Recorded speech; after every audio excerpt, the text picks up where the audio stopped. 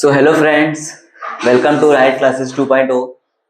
ये चेहरा तो कभी इस क्लास में दिखा नहीं होगा, लेकिन अब हमेशा दिखेगा। तो आज हम साइंस के बायोलॉजी सेक्शन का बात करेंगे, जिसमें हम basic class of biology, basic class जैसे बायोलॉजी के बेसिक कंसेप्ट का हम लोग आज बात करेंगे। समझे आप लोग? ठीक है। तो सबसे पहले डिस्कशन हम लोग करते हैं क्या बायोलॉजी। बायोलॉजी हम कहाँ से लिए हैं, कौन से सेक्शन से लिए हैं? सबसे पहले हम लोग साइंस के, जैसे साइंस यानी विज्ञान,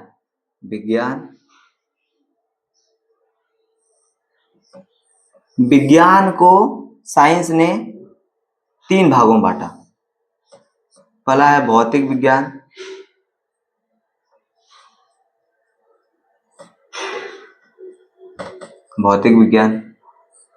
दूसरा है रसायन विज्ञान,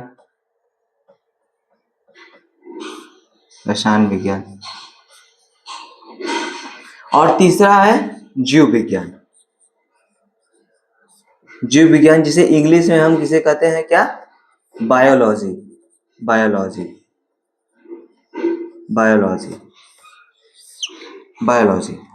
और आपको ये पता ही होगा कि भौतिक विज्ञान जो प्रेजेंट टाइम में पढ़ा ही रहे हैं और आने वाले समय में फ्यूचर में पढ़ाएंगे ही, ये दोनों को तो शिवम सर पढ़ाएंगे,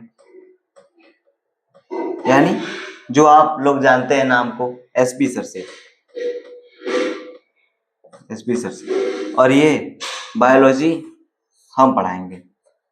तो आपको इसमें कोई डाउट नहीं है और होना भी नहीं चाहिए, ठीक है। तो सबसे पहले हम जीव विज्ञान के बारे में जानते हैं। और जीव विज्ञान में कितने आपके क्लास 10th यूपी बोर्ड में जो महत्वपूर्ण चैप्टर है, उसको हम लोग गिवन देख लेंगे यहाँ पर, कौन कौन सा हम लोग को चैप्टर इसमें पढ़ना है और कौन कौन सा इम्पोर्टेंट चैप्टर है। इसमें हम लोग आज पहली क्लास में डिस्कशन करेंगे और इसमें फर्स्ट चैप्टर के some basis concept of biology cover करेंगे। तो आप लोग घबराइएगा मत, ये फर्स्ट क्लास है, थोड़ा सा भी दिक्कत हो सकता है, लेकिन आगे सब ठीक हो जाएगा। तो हम लोग क्लास 10th के जीव विज्ञान यानी बायोलॉजी के चैप्टर को देख लेते हैं हम लोग, कौन कौन सा चैप्टर है। चैप्टर एज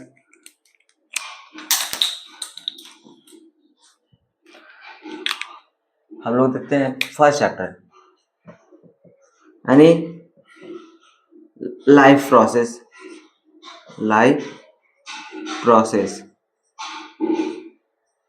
यानी इसको कहते हैं हिंदी में जैव प्रक्रम। ये बोर्ड के लिए बहुत इंपॉर्टेंट चैप्टर है एंड ये आने वाले आगे क्लास में भी इंपॉर्टेंट बहुत रोल करेगा ये चैप्टर। जैसे आप लोग इसको बहुत सीरियसनेस लेकर पढ़िएगा और कोई एकदम सीरियस नहीं, सिंसियरली होकर पढ़िएगा, न सीरियसनेस न उसको इजी भी समझिएगा, सिंसियरली होकर पढ़िएगा, कोई बात। और सेकंड चैप्टर है नियंत्रण एवं समन्वय, और थर्ड चैप्टर है आपका जनन,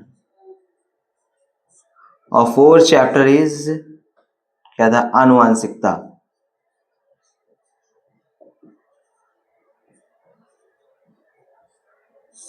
हम लोग साइंस के बायोलॉजी सेक्शन को चालू कर चुके हैं, इसलिए आप लोग को चिंता करने की नहीं है कोई दिक्कत कि ये वाला चैप्टर कैसे होगा, सिलेबस कैसे पूरा होगा। ये हमारी जिम्मेदारी है, हम लोग कैसे सिलेबस पूरा करेंगे, तो आप लोगों को घबराना नहीं है। तो पहले हम फर्स्ट चैप्टर के का नाम है बेसिक। आज लेक्चर बाद बेसिक क्लास देख लेते हैं कैसे क्या होगा क्या नहीं। तो आप लोग ध्यान से पढ़िएगा इस चैप्टर को। तो सबसे पहले हम बात करेंगे बेसिक। तो जैव प्रक्रम, बेसिक कंसेप्ट यानी जैव प्रक्रम।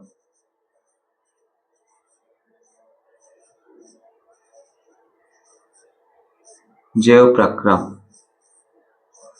हम इस चैप्टर का बात करेंगे और इसके बेसिक जो, फिर इसके कल से आपको क्या नाम है, बढ़िया बढ़िया हर एक टॉपिक डिटेल में एकदम क्लैरिटी से पढ़ाया जाएगा। कोई प्रॉब्लम करने की चिंता नहीं। तो हम लोग बेसिक में पहले बात करेंगे किसकी, पोषण की। सबसे पहले इसमें पोषण होता है क्या, पोषण यानी इसको कहते हैं न्यूट्रिशन। न्यूट्रिशन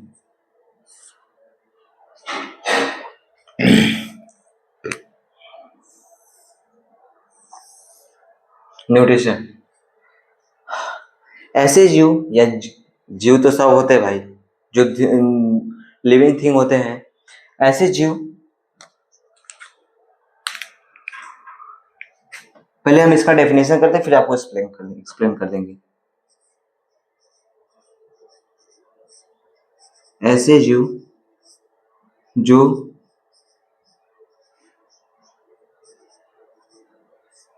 भोज्य पदार्थ का पाचन करके ऊर्जा में अवशोषण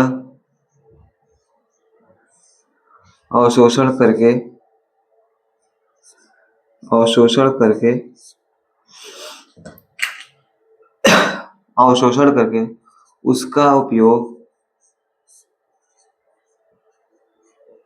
उसका उपयोग वृद्धि एवं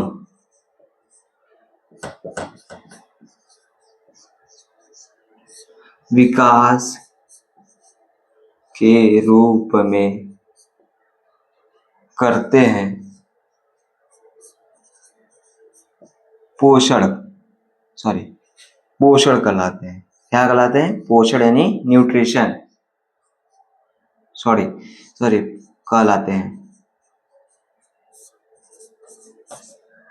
आपको थोड़ा बहुत 10 से 15% तो डेफिनेशन से क्लियर हो गया होगा, नहीं तो फिर हम ऐसे भी समझा देंगे। देखिए, मान लो कोई मनुष्य या कोई जीव भोजन कर रहा है, यानी कोई फूड ईटिंग कर रहा है या खा रहा है, भोजन में बहुत चीज हो गया, भोज्य पदार्थ को खा रहा है, तो उससे हमें क्या मिलेगा, भोज्य पदार्थ पाचन के द्वारा हम खाएंगे, उसको ग्रहण करेंगे। फिर उसका उपयोग हम ऊर्जा जो भोजन करेंगे उससे एटीपी बनेगा, एटीपी को ऊर्जा ही कहते हैं। ऊर्जा से उसी ऊर्जा का उपयोग हम अपनी वृद्धि एवं विकास, आगे डेवलपमेंट के लिए करते हैं, तो उसे हम क्या कहते हैं, पोषण कहते हैं। पोषण तो आप लोग को थोड़ा बहुत तो 10 से 15, 20%, 25% समझ में आ गया होगा। अभी तो हम बस बेसिक का, नहीं तो इसको हम आगे बहुत डिटेल से पढ़ेंगे, बहुत डिटेल से। आपको कोई घबराने की बात नहीं है कि कैसा पढ़ा रहा है मास्टर, कैसा नहीं, इस सब का चिंता नहीं।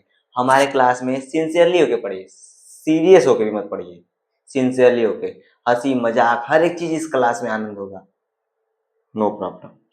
तो इसका हम टाइप भी देख लेते हैं, कितने टाइप के होते हैं। बस थोड़ा सा हम इसका डिस्कशन, हर एक टॉपिक का, इस चैप्टर का डिस्कशन करेंगे, फिर उसके बाद हम इस क्लास को एंड कर देंगे। फिर नेक्स्ट क्लास से हम इसका हर एक टॉपिक एकदम डीपली में जाकर एकदम डिस्कशन करेंगे, कोई प्रॉब्लम होगा नहीं। और इम्पोर्टेंट क्वेश्चन कराएंगे, और उसको आप नोट्स में एकदम बढ़िया से लिखिएगा कि आपको नोट्स पढ़ने में अच्छा लगे, तो आपको रिविजन करने में बढ़िया लगेगा, याद करने में बढ़िया लगेगा। और नोट्स बना देंगे खराब, तो इच्छा ही नहीं, उस पर नजर ही नहीं पड़ेगा, तो आप बनाएंगे कैसे। राइटिंग सुंदर बैठाइए, बोर्ड के लिए मोस्ट इंपॉर्टेंट ऑफ राइटिंग इस क्लियरिटी रहेगा, उसमें मास्टर को समझ में आएगा वहां पे, तो वो बस थोड़ा भी बीच में कंसेप्ट में गलती रहेगा तो पूरा में पूरा नंबर देगा राइटिंग पे भी, लेकिन ध्यान से।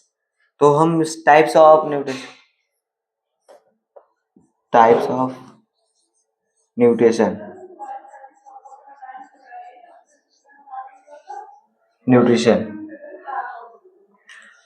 न्यूट्रिशन का बात करेंगे। देखिए, ये तो 2 प्रकार के होते हैं, 2 टाइप्स, स्वपोषण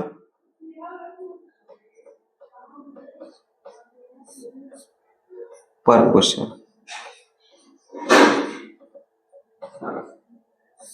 स्वपोषण परपोषण, टू टाइप्स हो गए, पहला दूसरा।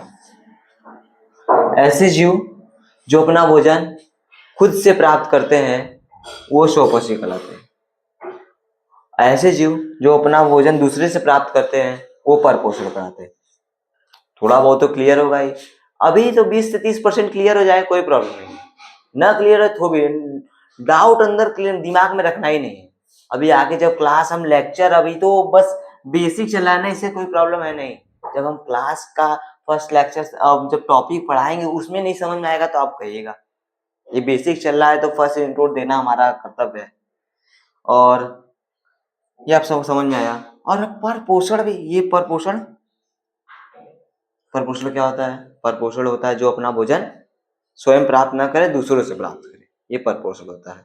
ठीक है, तो फिर हम नेक्स्ट हेडिंग पे चलते हैं। और इसका हम फर्स्ट हेडिंग हमारा यही है, आगे हम इसी का पहला हेडिंग का डिस्कशन करेंगे कल के लेक्चर में, तो आप लोग घबराइएगा मत।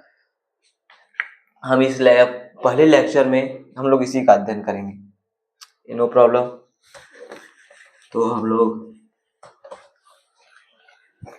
लोग सेकंड हेडिंग बढ़ते हैं।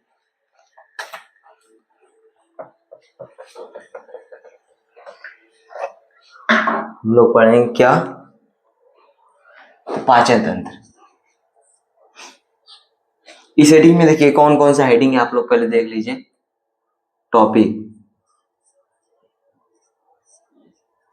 टॉपिक क्या है? फर्स्ट हेडिंग है, क्या नाम है? और क्या बोले हम? पोषण।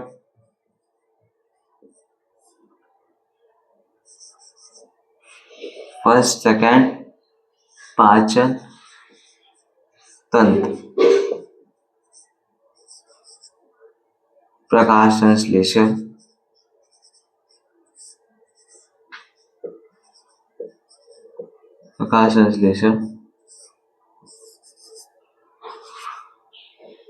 श्वसन,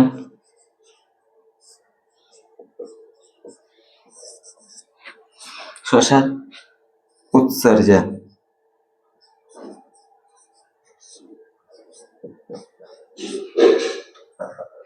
इन्हीं टॉपिकों के अंदर से हमारे बोर्ड एग्जाम में क्वेश्चन पूछे जाते हैं। जो ये टॉपिक आपको 11-12 में बहुत से डीपली, जितना पहले जो एनसीईआरटी कहेगी, जो सिलेबस कहेगा, उसके आधार से हम क्लास 10th में इसको देखेंगे। जो बोर्ड के लिए इंपॉर्टेंट होगा उसको देखेंगे। और ये आगे चले क्लास 11, 10, 12 में बहुत डीपली पढ़ाया जाएगा, तो आपको घबराने की कोई बात नहीं है। और ये तो सब बेसिक उसमें होता है, और 11th 12th में आपको एकदम क्लैरिटी, एकदम डीपली पढ़ाया जाएगा। एकदम आपको आगे जो तैयारी करना हो, बायो लेंगे तब पढ़ेंगे 11th में, नहीं तो फिर यहाँ तो ऐसे पढ़ाई है। तो हम लोग पोषण का तो बात कर लिए, थोड़ा सा पाचन तंत्र का बात करेंगे। पाचन तंत्र होता क्या है? किसी भी हम भोज्य पदार्थ को, जब बड़े बड़े कण होते हैं, जो बड़े बड़े मॉलिक्यूल होते हैं, उसको हम छोटे छोटे विले, छोटे छोटे कणों के रूप में, घुलनशील के रूप में हम ग्रहण करते हैं, घुलनशील के रूप में तोड़ते हैं, तो उसे हम पाचन तंत्र कहते हैं, जिसे हम इसका पाचन तंत्र कहते हैं। भोज्य पदार्थ यानी घुलनशील होता है, बड़े बड़े होते हैं मॉलिक्यूल इसके,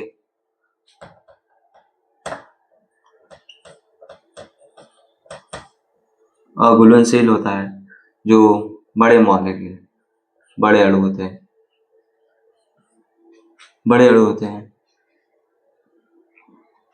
उनको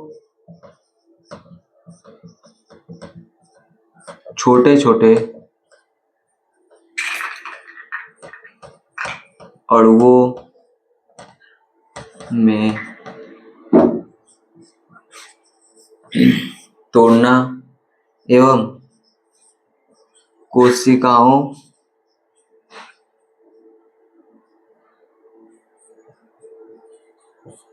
तक स्थानांतरित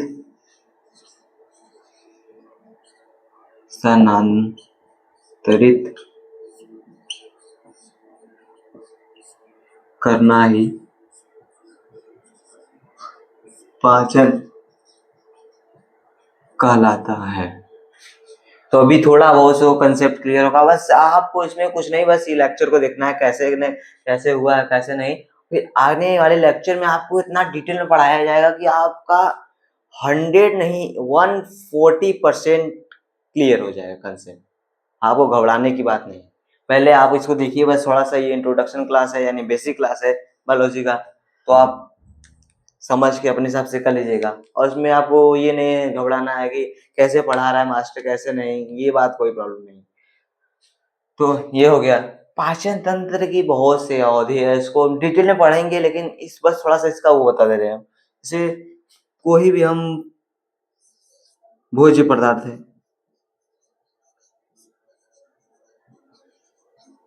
भोज्य पदार्थ को पहले मुख में डालेंगे, फिर डायरेक्ट गर्दन में डालेंगे। सबसे पहले तो मुख में लेंगे ना, मुख यानी मुंह, मुंह में लेंगे। तो इसको यहाँ पे ग्रसनी होता है, ग्रसनी, ये ग्रसनी, फिर ग्रास नली, ग्रास नली, फिर ये आएगा इसमें अमाशय, फिर छोटी आंत, छोटी आंत, फिर बड़ी आंत,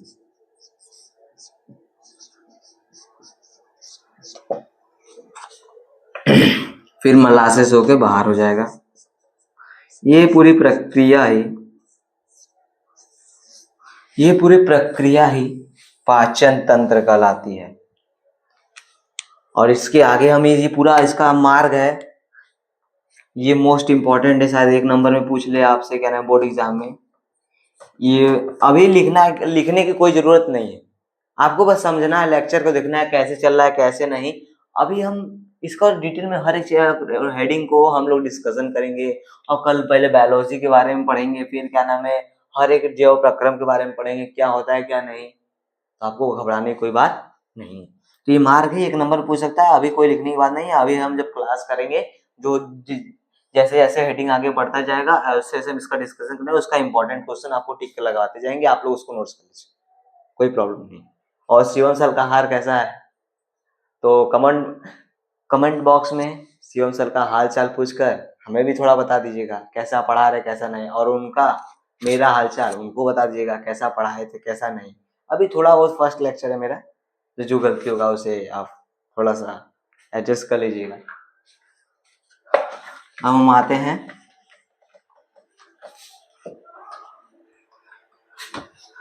हैं उत्सर्जन तंत्र पे।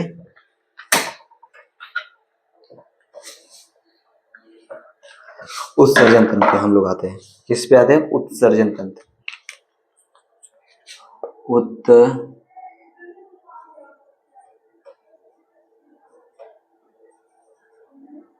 उत्सर्जन तंत्र, ये क्या होता है?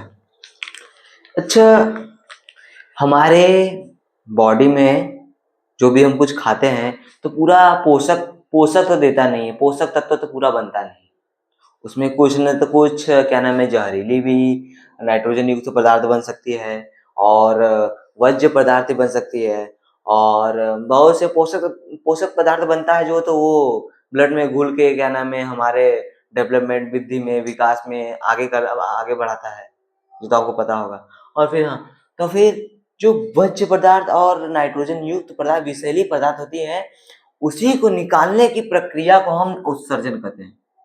किसे कहते हैं? देखिए पहले डेफिनेशन देखिए, डेफिनेशन क्या है,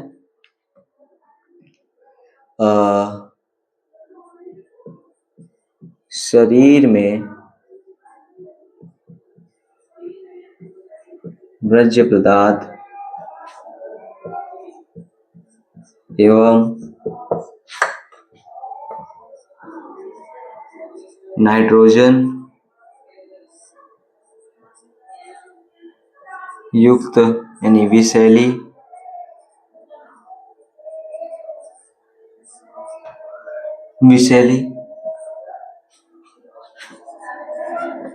पदार्थ को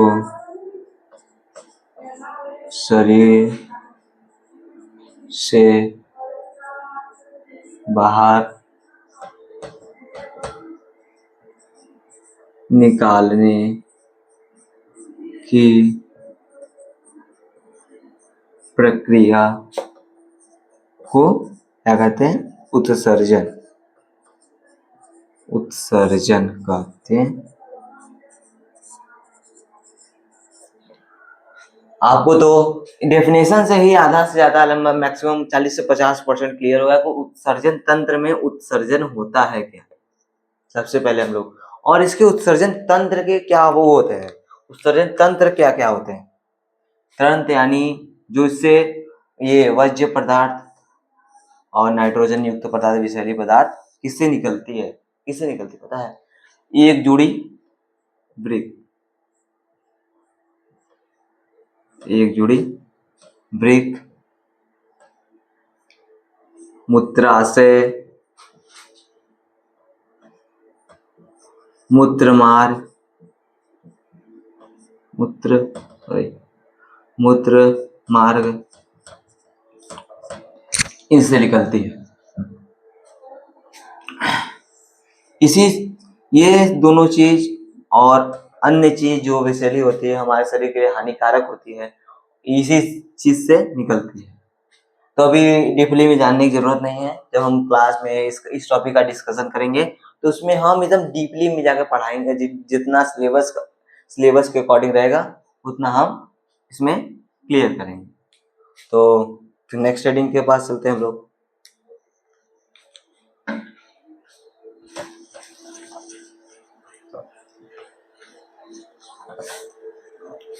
अब हम लोग आते हैं प्रकाश संश्लेषण, फोटोसिंथेसिस।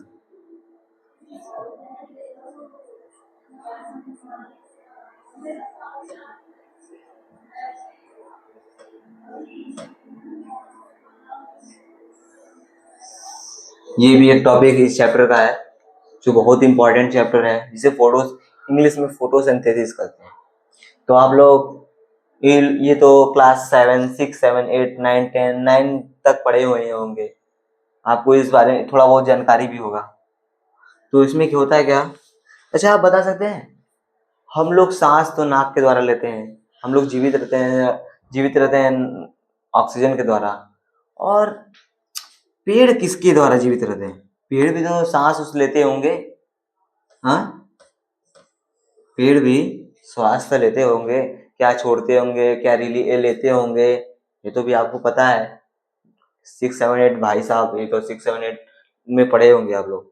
जैसे हम लोग तो ऑक्सीजन लेते हैं और कार्बन डाइऑक्साइड रिलीज करते हैं, आपको सब लोग को पता है, ये तो कॉमन चीज है।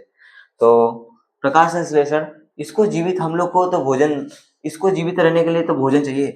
कोई भी सजीव प्राणी हो उसको जीवित रहने के लिए भोजन आवश्यक है। कोई भी, ये आप लोग जान दीजिए, पता भी होगा, कोई भी सजीव प्राणी हो उसको जीवन यापन के लिए क्या चाहिए? भोजन। मोस्ट इम्पोर्टेंट, भोजन चाहिए। बस ऐसा ही लिखे हम, तो यही चाहिए। लेकिन हाँ, तो सजीव प्राणी ये भी है, प्रकाशन क्या नाम है, पेड़, ये पेड़ है, इसको भी जीवित रहने के लिए भोजन चाहिए। किसके द्वारा भोजन का निर्माण करेगा? किसके द्वारा? सबसे मोस्ट इंपॉर्टेंट इसका क्या है? इसको प्रकाश, मोस्ट इंपॉर्टेंट सनलाइट, प्रकाश की आवश्यकता होगी, सनलाइट। और वो भी कौन से पेड़? हरे पेड़, हरे पेड़ के लिए, हरे पेड़ के लिए बात हो रहा है और किसी नहीं। हरे पेड़ पे हम लोग को पता है किसमें, उसके पत्ती में क्या पाया जाता है? हरे पेड़ के पत्ती में क्या पाया जाता है? उसके पाया जाता है क्लोरोफिल। तो अभी हम अभी इसका डिस्कशन करेंगे, तो अभी घबराइए मत, कहाँ से आया क्लोरोफिल, क्लोरोफिल क्लोरोफिल कहाँ से आया, ये बाद में बोलिएगा मत। तो इसके जीवित रहने के लिए भोजन चाहिए। भोजन कैसे बनेगा, यहाँ से सनलाइट इसकी आवश्यकता होगी यहाँ पर, और यहाँ से बहुत से क्या नाम है जल अंदर जाएंगे, और यहाँ पे ये CO2 ऑक्सीजन रिलीज करेगा एंड CO2 अंदर लेगा, और जल यहाँ से नीचे जाएगा, जड़ से जल भी जाएगा। तो प्रकाश संश्लेषण प्रक्रिया क्या है? वह प्रक्रिया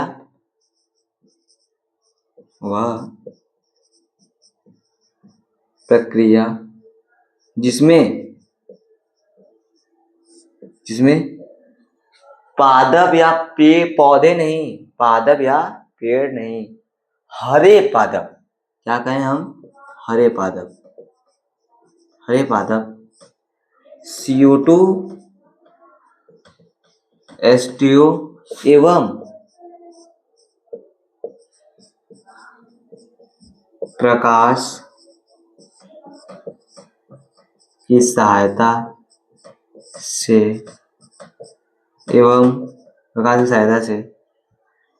क्लोरोफिल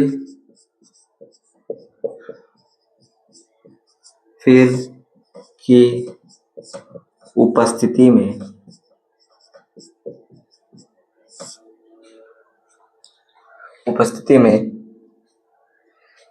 वह प्रक्रिया जिसमें हरे पादप CO2 जल एवं प्रकाश संश्लेषण के प्रकाश की सहायता से क्लोरोफिल की उपस्थिति में ग्लूकोज का निर्माण करते हैं। यानी ग्लूकोज क्या है, एक तरह से कार्बोहाइड्रेट है। क्या ये क्या है, कार्बोहाइड्रेट। आप लोग परेशान मत होइए, ग्लूकोज क्या है, परेशान मत होइएगा। ग्लूकोज एक कार्बोहाइड्रेट है।